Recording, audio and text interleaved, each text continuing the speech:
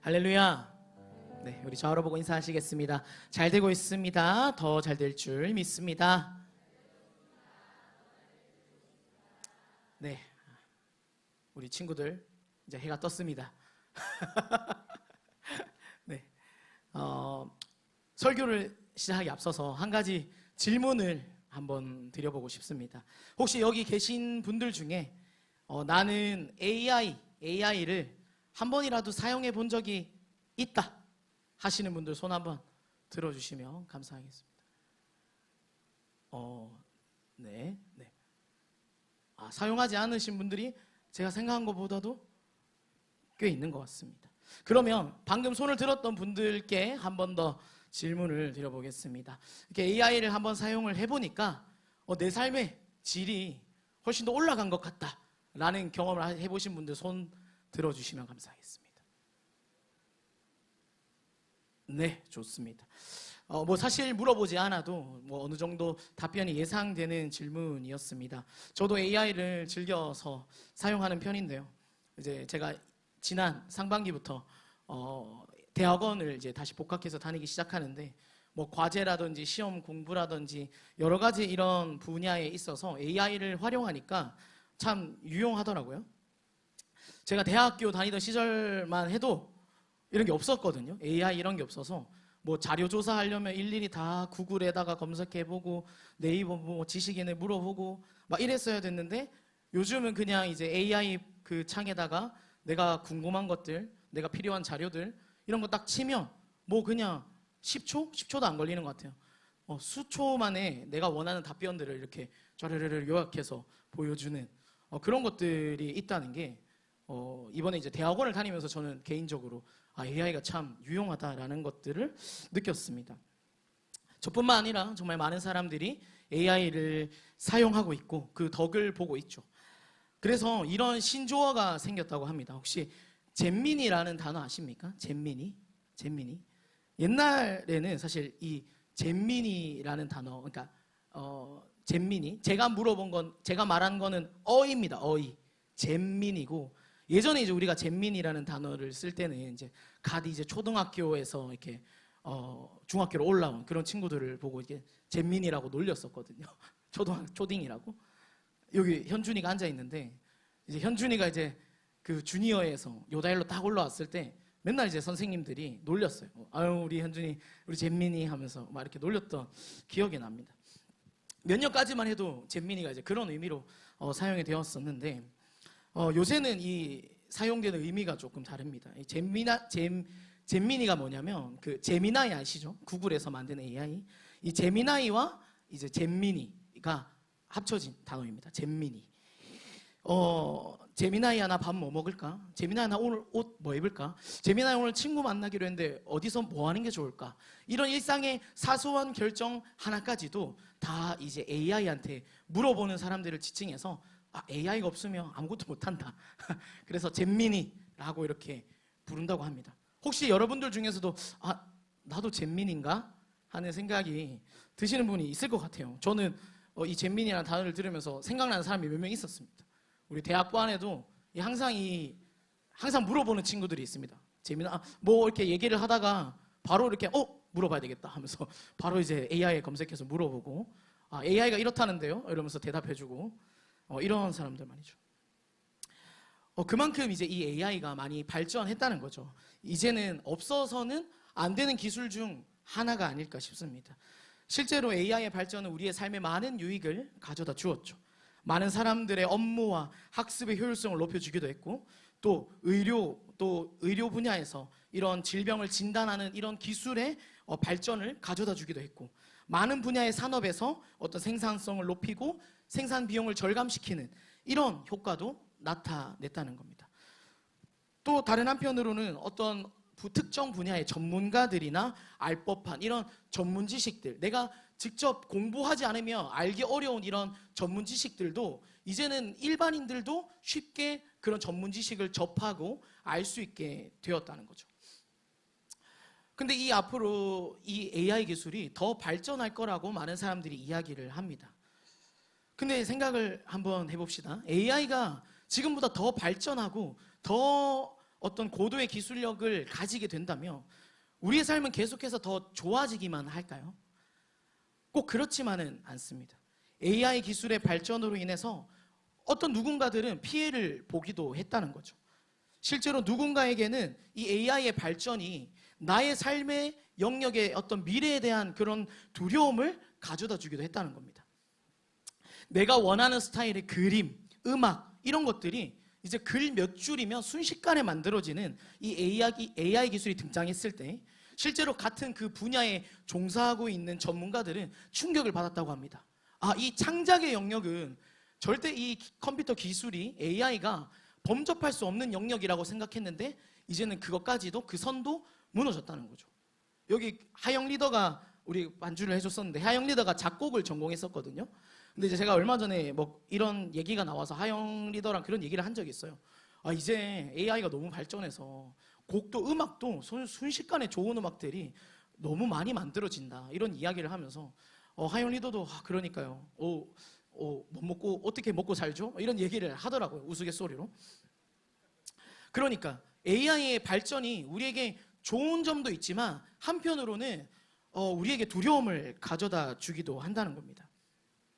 자신의 어떤 전문성을 기르기 위해서 수많은 기술을 밤낮으로 익혀온, 애쓰고 이렇게 노력해온 사람들에게 있어서 이 AI의 등장은 내 직업과 미래가 한순간에 사라질 수도 있다 라는 이런 실존적인 공포를 안겨준다는 거죠.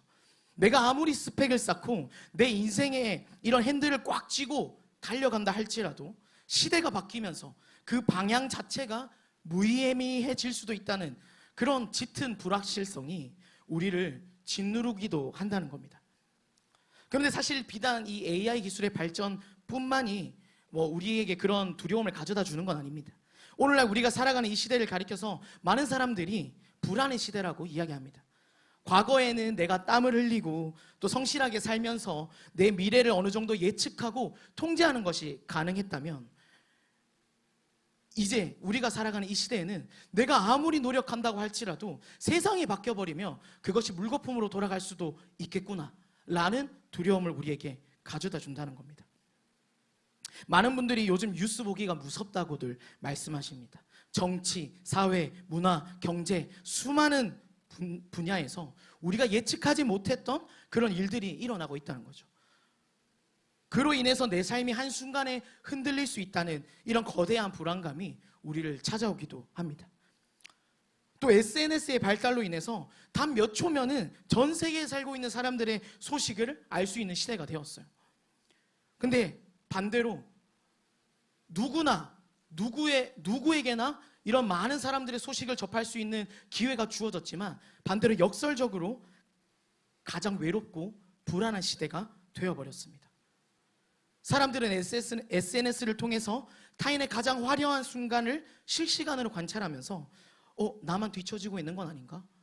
지금 오늘 이 시간에도 누군가는 이렇게 화려한 삶을 누리고 있는데 지금 내 삶은 왜 그렇지 못하는 것인가? 하는 이런 불안감에 시달리기도 합니다. 독일의 저명한 사회학자인 울리 백이라는 사람이 자신의 저서인 위험 사회라는 책에서 현대 사회의 핵심이 위험을 어떻게 통제하고 관리할지에 있다고 말했습니다.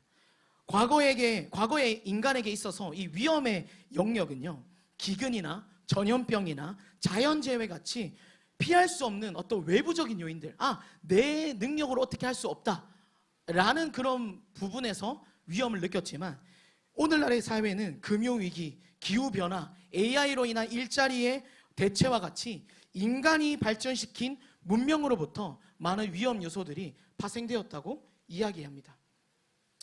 그래서 아무리 개인이 성실하게 산다고 할지라도 사회 시스템이 붕괴되거나 어떤 거시적인 경제의 이런 파도로 인해서 하루아침에 내 삶이 흔들릴 수도 있다는 이런 구조적인 불확실성이 현대사회에서 느끼는 불안의 뿌리가 된다는 겁니다. 2025년 하반기에 보건복지부에서 이런 자료를 발표했습니다. 대한민국에서 우울증과 불안장애로 병원 진료를 받은 환자 수가 사상 처음으로 200만 명을 돌파했다고 합니다. 대한민국 국민 25명 중 1명은 이 불안을 견디지 못해서 병원을 찾는다는 겁니다. 병원 문턱을 넘지 않고 혼자서 신경 안정제를 삼키면서 밤잠을 설치는 사람들, 남들에게 말하지 못하고 속으로 혼자 골마가고 있는 이런 사람들까지 합치면 훨씬 더 많은 수가 되겠죠.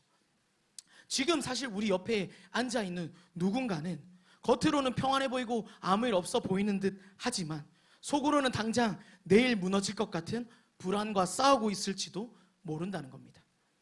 참 아이러니하지 않습니까? 이러니 저러니 하면서 점점 살기 좋은 세상이 되어가고 있다고 이야기하지만 정작 그 속에서 불안감을 키워가고 있는 사람들은 늘어나고 있다는 것이 오늘의 현실입니다. 오늘 저는 불안의 시대 믿음으로 돌파하라는 제목으로 말씀을 전하려고 합니다. 아무도 내 삶을 보장해주지 못하는 이 지독한 불안의 시대 속에서 오늘 성경은 어떻게 말하냐면 진짜 믿음만 있으면, 참된 믿음만 있으면 이 불안을 떨쳐버리고 돌파할 수 있다는 것을 도전하고 있다는 겁니다. 아멘, 아멘. 오늘 이 시간 선포되는 말씀을 통해서 내 안에 있는 불안함을 모두 떨쳐버리게 할 이런 참된 믿음을 발견하고 우리 가슴에 새기는 시간이 되기를 간절히 소망합니다. 자, 그렇다면 성경이 말하는 진짜 믿음, 참된 믿음이 무엇일까요? 믿음이 믿음이지 애초에 뭐 가짜 믿음도 있나? 라는 생각이 들 수도 있겠죠.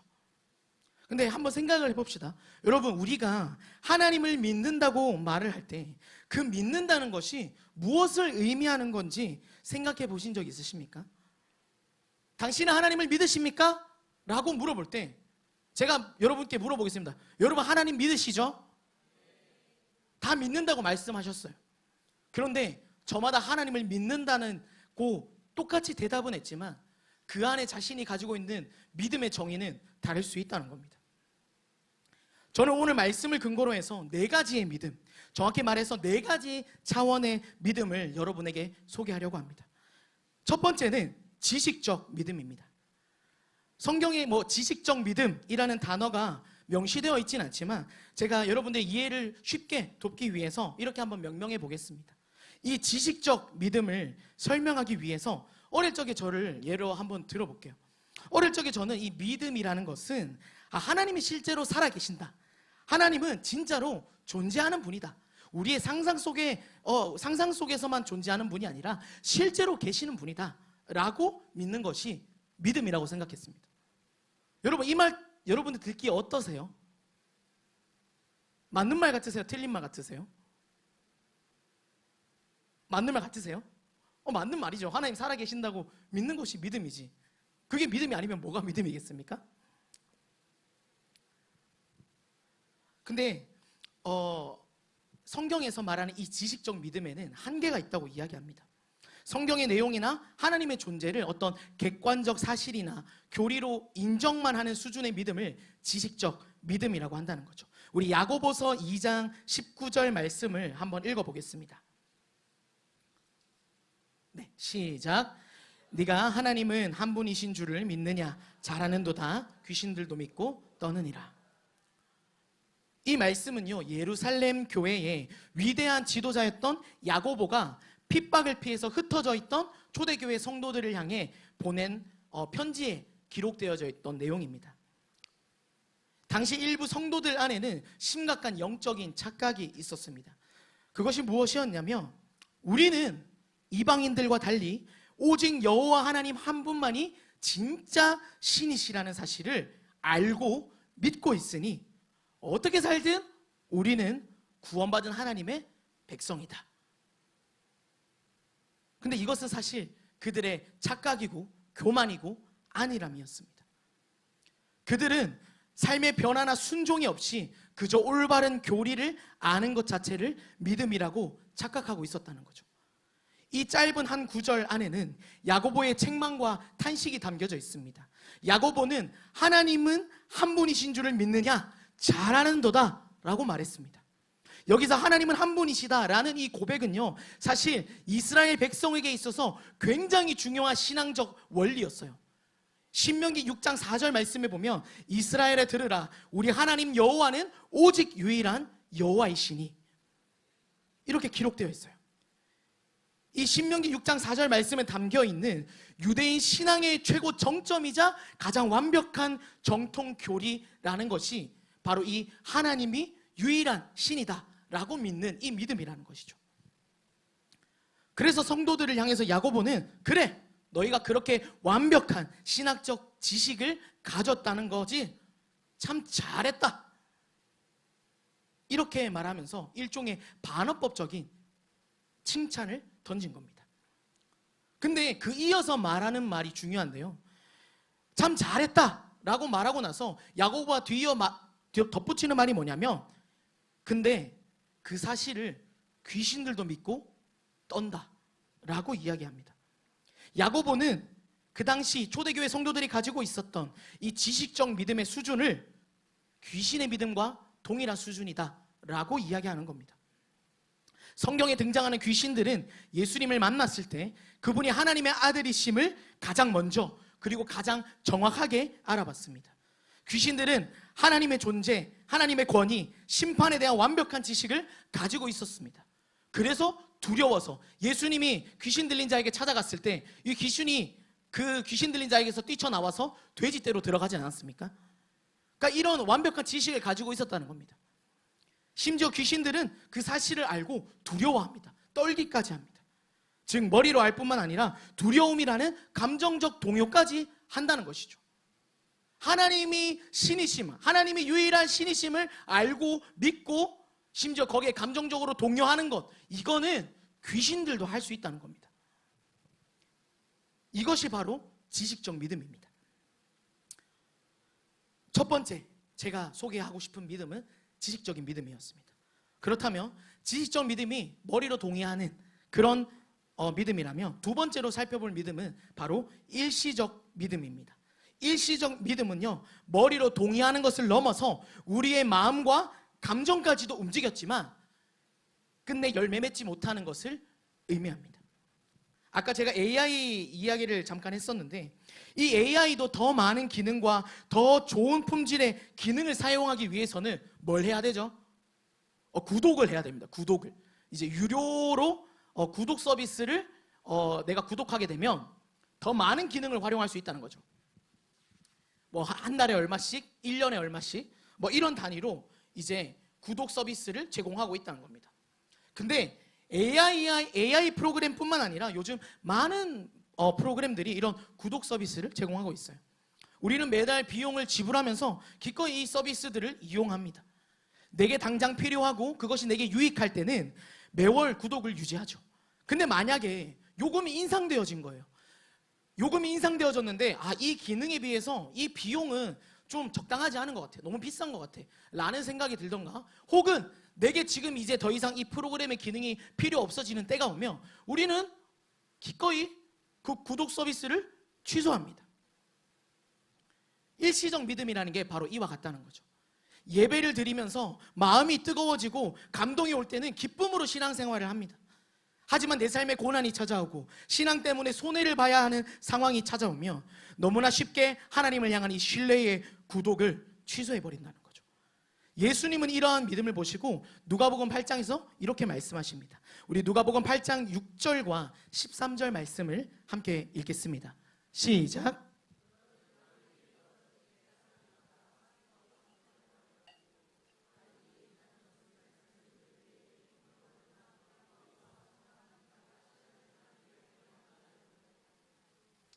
예수님께서는 이런 일시적 믿음을 보시면서 마치 바위 위에 떨어진 씨앗과 같다고 말씀하십니다.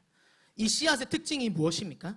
싹을 틔우지만 뿌리가 없어서 비가 오지 않으면 말라 죽는다는 겁니다.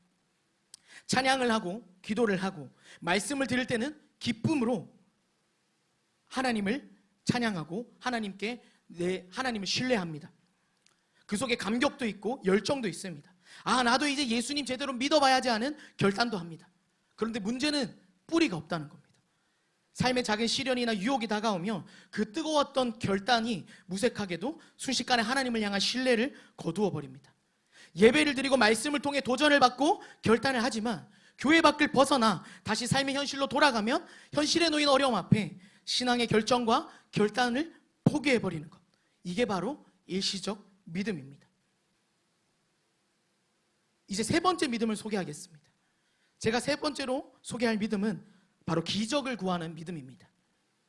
이 기적을 구하는 믿음은 병고침이나 문제 해결 같은 어떤 하나님의 일하심을 기대하고 하나님께서 이런 문제를 해결하실 수 있는 능력이 있다고 믿는 것, 그리고 실제로 그 능력을 경험하기도 하는 것, 이것이 기적을 구하는 믿음입니다.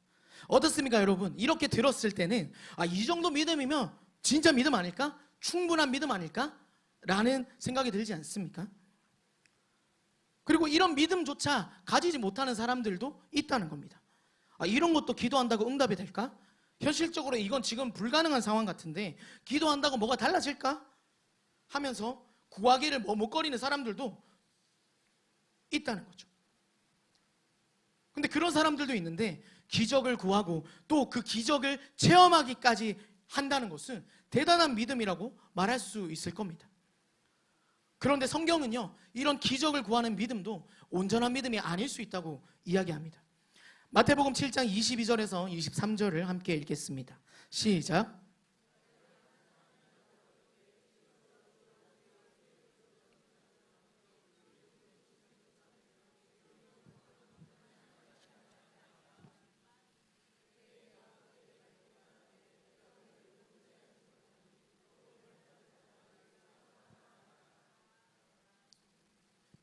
이 말씀 참 충격적이고 두려운 말씀 아닙니까?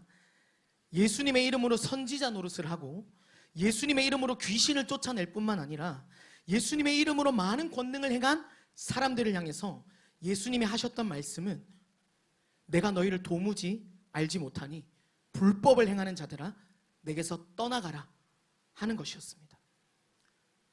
이들은 단순히 주일에 교회만 왔다 갔다 하면서 그 2시간 예배 드리는 그런 삶을 사는, 일주일에 딱 한 번 2시간 예배 드리는 그런 썬데이 크리스찬의 삶을 살아가던 사람이 아니었습니다. 예수님의 이름으로 많은 기적을 구하고 그 기적을 체험까지 한 사람이었습니다. 그러나 이들을 향한 예수님의 반응이요, 너무나도 냉혹합니다. 그 이유가 바로 이 말씀 바로 앞 구절인 7장 21절, 마태복음 7장 21절에 나오는데요. 우리 이 말씀도 함께 읽어보겠습니다. 시작.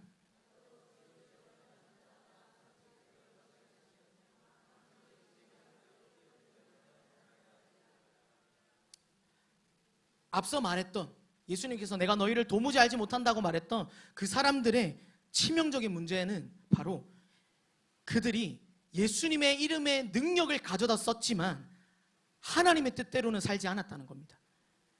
그들은 기적을 구하고 응답을 받아내는 데는 열심이었지만 내 삶의 주도권을 하나님께 내어드리고 그분의 뜻에 순종하는 자리까지는 나아가지 않았던 겁니다. 예수님은 이런 자들을 향해 너희가 내 능력을 훔쳐다 썼을지 모르나 나는 너희와 아무런 인격적인 관계가 없다라고 선을 그으신 겁니다. 이것이 오늘날 수많은 그리스도인들이 빠져있는 세 번째 착각입니다. 많은 사람들이 하나님을 내 삶의 주인으로 모시는 것이 아니라 그저 내 인생의 문제를 해결해 주시는 어떤 능력 있는 도우미 정도로 여긴다는 것입니다. 마치 자판기에 동전을 넣고 원하는 음료수를 뽑아내듯, 혹은 아까 말씀드렸던 AI에게 명령어를 입력해서 내가 원하는 결과물만 쏙 빼내듯 하나님 앞에 기도를 드리고 내가 원하는 응답과 축복만을 얻어내려고 합니다. 내 건강, 내 재정, 내 가정, 내 미래의 문제를 해결해 달라고 간절히 매달리지만 정작 내 인생의 운전대만큼은 하나님 앞에 드리지 않고 내가 꽉 쥐고 있는 것이죠. 저는 지금 하나님께 기적을 구하는 것, 하나님 앞에 기적을 구하는 것이 잘못되었다고 이야기하는 게 아닙니다. 하나님이 내 삶을 도와주실 수 있는 능력이 있으신 분이라는 사실을 믿는 것은 너무나도 중요합니다. 그러나 문제는 그런 하나님을 내 인생의 어느 자리에 앉혀두고 있냐는 것입니다.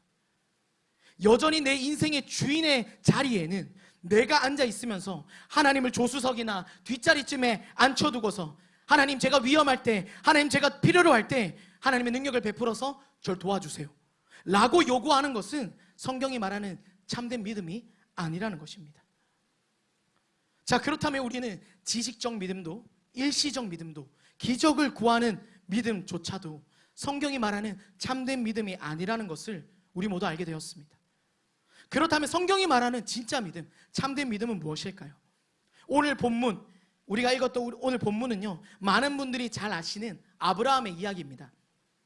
아브라함이라는 이 인물에 항상 붙는 수식이 있어요. 그게 뭔지 아십니까, 여러분? 맞습니다. 믿음의 조상. 항상 아브라함을 이야기할 때 믿음의 조상 아브라함이라고 이런 항상 수식어를 붙이곤 하죠. 오늘 이 믿음의 조상인 아브라함의 모습을 통해서 진짜 참된 믿음, 성경이 말하고 있는 진짜 믿음이 무엇인가, 하나님께서 우리에게 요구하시는 참된 믿음이 무엇인가를 알아보도록 하겠습니다. 하나님께서는 오늘 아브라함을 향해서 하나뿐인 아들인 이삭을 제물로 바치라고 말씀하셨습니다. 잘 아시겠지만 이 이삭은 아브라함에게 그냥 아들이 아닙니다. 내가 낳았던 수많은 자식들 중에 한 명, 이런 느낌의 아들이 아니었습니다. 무려 100세에 처음 낳았던 아들이었어요. 얼마나 소중했겠습니까? 바랄 수 없는 상황 속에서 하나님께서 자신에게 주신, 하나님께 받은 기적이었습니다. 하나님께서도 이삭이 아브라함에게 얼마나 소중한 자식인지 다 알고 계셔서 하나님이 이삭을 바치라고 말할 때 이렇게 말합니다. 네 사랑하는 아들, 네 사랑하는 독자 이삭을 내게 제물로 바쳐라. 그뿐만 아니라 아브라함에게 있어서요, 이 이삭은요, 내 미래에 대한 하나님이 내게 주신 언약의 증표였습니다. 왜 그러냐면 하나님께서 아브라함에게 이 이삭을 주시겠다고 말씀하실 적에 내가 지금은 네가 아들 한 명 없는 처지이지만 내가 너에게 아들을 줄 텐데 이 아들을 통해서 너의 민족이 셀 수 없는 하늘의 별과 같이 바다의 모래알과 같이 많아지게 할 거다. 내가 이 아들을 통해서 강대한 나라를 만들 것이다. 하나님께서 이렇게 약속하시면서 주신 아들이 바로 이삭이었다는 겁니다. 그러니 이삭의 존재는요, 여러 의미에서 아브라함에게 엄청난 의미가 있었습니다. 그런데 하나님은 그렇게 소중한 아들인 이삭을 하나님께 번제물로 드리라고 하셨어요. 번제물로 드리라는 표현이 고상해 보여서 그게 의미가 잘 안 와닿을 수 있지만, 쉽게 얘기하면 네 아들 네 손으로 죽여서 바쳐라 라는 이야기입니다. 이런 엄청난 하나님의 명령을 받은 아브라함의 반응이 근데 더 놀랍습니다. 아브라함은 자신의 아들 이삭을 제물로 바치라고 말씀하시는 하나님의 명령 앞에 그 어떠한 이유도 묻지 않고 따지지도 않고 그냥 묵묵히 순종합니다. 그리고 그 다음날 해가 밝자마자 아침 일찍 이삭을 데리고 이삭을 제물로 드리러 나아갑니다. 번제를 드릴 장소로 향하면서 아들 이삭이 묻습니다. 아버지, 우리가 지금 하나님 앞에 제사를 드리러 가는 건 알겠는데 하나님 앞에 드릴 제물은 어디 있습니까? 이 질문을 듣는 아빠 아브라함의 입장이 어떻겠을까요? 자신의 손으로 아들을 잡아서 제물로 바쳐야 되는 이 아버지의 심정이 어떻겠습니까? 지금이라도 그만둬야 하나? 하나님 앞에 한번 빌어봐야 되나? 하나님 다른 방법은 없을까요? 물어봐야 되나? 별의별 생각이 다 들지 않겠습니까? 그렇지만 그럼에도 불구하고 아브라함은 흔들림 없이 제사를 드릴 장소로 향합니다. 그리고 장소에 도착해서 제사를 드릴 준비를 합니다. 제단을 쌓고 그 위에 나무를 올리고 그리고 마지막으로 그 제사의 제물이 되어야 하는 자신의 아들 이삭을 결박해서 나무 위에 올려놓았습니다. 그리고 칼을 들어서 진짜 이삭을 잡으려고 하는 그 순간 하나님께서는 천사를 보내셔서 아브라함을 말리십니다. 아브라함아, 아브라함아, 이제 되었다. 이삭에게 손을 대지 말아라. 네가 네 아들, 네 독자까지도 내게 아끼지 않는 것을 내가 알았으니 이제야 네가 나를 경외하는 줄을 알겠다. 하나님께서 이삭을 바치라고 하신 이유가 무엇이었습니까? 바로 아브라함의 믿음을 보시기 위함이었습니다. 아브라함을 믿음의 조상이라고 부르는 이유가 바로 여기 있습니다. 그가 가진 믿음은 바로 하나님께 모든 것을 위탁하는 신뢰의 믿음이었습니다. 아브라함은 자신의 인생의 전부와도 같았던 소중한 아들 이삭조차도 하나님께 드릴 수 있는 믿음이 있었던 겁니다. 모든 것을 하나님 앞에 내어드릴 수 있었던, 맡길 수 있었던 그 근거가 어디에 있었을까요? 히브리서 11장 19절은 그 아브라함의 믿음을 이렇게 표현합니다. 우리 함께 읽어보겠습니다. 시작. 그가 하나님이 능히 이삭을 죽은 자 가운데서 다시 살리실 줄로 생각한지라. 아멘. 아브라함에게는 설령 진짜 이삭을 제물로 바쳐서 내가 이삭을 죽였다 할지라도 하나님께서 다시 살리실 것을 믿었다는 겁니다. 그것이 바로 그가 자신의 전부와도 같았던 아들을 하나님께 드릴 수 있는 근거였다는 것이죠. 성경이 말하고 있는 진짜 참된 믿음은 바로 이 아브라함의 하나님을 향한 전적인 위탁과 신뢰의 믿음이었습니다. 오늘날 많은 사람들이 하나님을 믿는다고 말하면서도 하나님께 온전히 맡겨드리지는 못합니다. 하나님의 뜻대로 살겠다고 말은 하면서도 인생의 가장 중요한 선택의 순간에는 내가 그 선택을 하려고 합니다. 내가 가진 모든 것이 하나님의 것이고 내가 가진 모든 것을 하나님께 내어드리겠다고 말은 하면서도 내게 진짜 소중한 것은 손에서 놓으려고 하지 않습니다. 그리고 이것이 바로 우리를 불안하게 만듭니다. 불완전한 존재인 내가 모든 것을 손에 쥐고 모든 것을 통제하려고 하는 그 순간부터 우리는 결코 평안할 수 없다는 겁니다. 왜냐하면 불완전한 우리로부터는 완전한 것들이 나올 수 없기 때문입니다. 그렇게 만들어진 불완전함은 불안을 낳고 또 그 불안은 또 다른 불안을 낳습니다. 우리의 불완전함으로부터 이 불안을 돌파할 수 있는 방법은 단 하나, 바로 완전하신 분께 우리의 모든 것을 맡겨드리는 것입니다. 아멘, 아멘. 하나님께 내 인생의 운전대를 맡겨드리십시오. 그러면 그분께서 우리의 인생을 가장 완전한 길로 인도하실 것입니다. 하나님께 모든 것을 맡겨드린다는 것은 단순히 나의 걱정과 고민을 하나님 앞에 고백하는 기도에 그치는 것이 아닙니다. 단지 기도만 하는 것에서 그치는 것이 아니라 내 손에 진짜 내가 꽉 쥐고 있었던 나의 이삭, 이것을 하나님께 드리는 행함으로 이어져야 합니다. 누구나 인생의 순간에서 내게 이삭을 바치라고 요구하시는 하나님을 마주하게 될 때가 찾아옵니다. 네가 진짜 소중하게 생각하는 그것까지도 나에게 맡길 수 있겠니? 라고 질문하시는 하나님 앞에 여러분은 어떻게 대답하시겠습니까? 네, 주님, 당연하죠. 주님께라면 모든 것을 다 드릴 수 있습니다. 라고 자신 있게 말하면서 아브라함처럼 아무 말 없이 순종하실 수 있겠습니까? 말씀을 맺겠습니다. 사랑하는 여러분, 이 불안의 시대를 살아가는 우리에게도 각자의 손에 쥐고 있는 이삭이 있을 겁니다. 세상이 나를 책임져 주지 않으니 내가 어떻게든 손에 쥐고 있어야만 안심이 되는 그런 것들 말입니다. 누군가에겐 그것이 경제적 능력일 수 있을 겁니다. 또 누군가에게는 악착같이 쌓아올린 나의 스펙과 직업적인 커리어일 수 있을 겁니다. 또 누군가에게는 내 마음대로 끌고 가고 싶은 내 자녀의 진로나 성공일 수도 있겠죠. 사실 근데 그것이 무엇이냐는 크게 중요하지 않습니다. 중요한 것은 뭐냐면 우리는 그것들을 손에 꽉 쥐고 있으면서 내가 내 인생을 통제할 수 있다고 믿는 것입니다. 하지만 시대가 변하고 파도가 치면 우리가 쥐고 있던 것들은 순식간에 흔들리고 맙니다. 내가 쥐고 있는 나의 이삭을 하나님 앞에 내어드릴 수 있는 모두가 되길 소망합니다. 오늘 말씀 앞에 현재 나의 믿음, 오늘날에 내가 가지고 있는 나의 믿음은 어떤 믿음인가를 돌아보길 소망합니다. 하나님을 아는 것에 그치는 지식적 믿음입니까? 아니면 잠깐 불타올랐다가 금방 꺼져버리고 마는 일시적인 믿음입니까? 아니면 하나님의 놀라운 능력을 경험하는 것이 신앙의 전부라고 여기는 기적을 구하는 믿음입니까? 그 어떤 믿음이었을지라도 괜찮습니다. 지금 내 믿음의 현주소가 어디에 있느냐 보다 더 중요한 것은 성경이 말하고 있는 이 진짜 참된 믿음대로 살아가길 결단하는 것입니다. 내 지식과 내 경험, 내 계획, 내가 쥐고 있는 삶의 통제권을 모두 하나님께 넘겨드리십시오. 하나님을 아는 것에 그치는 이런 초보의 신앙에서 머물지 않고 이제 내 삶의 운전대를 하나님께 온전히 내어드리는 그 자리로 나아갑시다. 우리 손에 쥔 이삭을 하나님의 제단 위에 올려놓을 때 그때 비로소 모든 것을 준비하시고 우리에게 공급하시는 여호와 이레의 하나님을 만나게 될 줄 믿습니다. 그것이 바로 이 불안의 시대를 돌파하게 할 유일한 능력입니다. 이러한 믿음을 가지고 날마다 승리의 삶을 살아가는 저와 여러분들 되시기를 간절히 소망하며 기도합니다. 모든 영광 하나님께